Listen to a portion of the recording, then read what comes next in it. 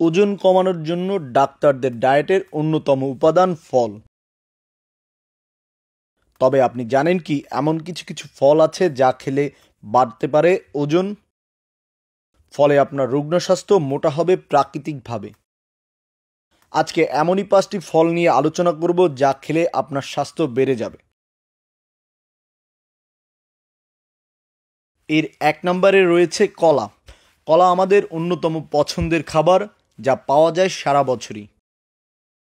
দিনে একটির বেশি কলা খেলে বাড়তে পারে ওজন, কারণ কলায় ক্যালসিয়ামের পরিমাণ 150, কার্বোহাইড্রেটের পরিমাণ 37.5। ওজন বাড়ানোর জন্য আমের রয়েছে বড় ভূমিকা, কারণ 1 কাপ আমে রয়েছে প্রায় 99 ক্যালোরি, ফাইবারের পরিমাণও বেশি, কার্বোহাইড্রেটের পরিমাণও রয়েছে ভরপুর পরিমাণে।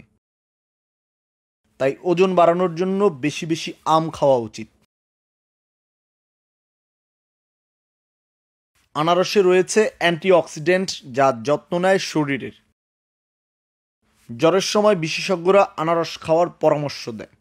আনারসে পানির পরিমাণও অনেক বেশি, ফলে পানির ঘাটতি পূরণেও সহায়ক ভূমিকা পালন করে। তবে আনারসে রয়েছে প্রচুর পরিমাণে ক্যালোরি, যা ওজন বাড়াতে সাহায্য করে।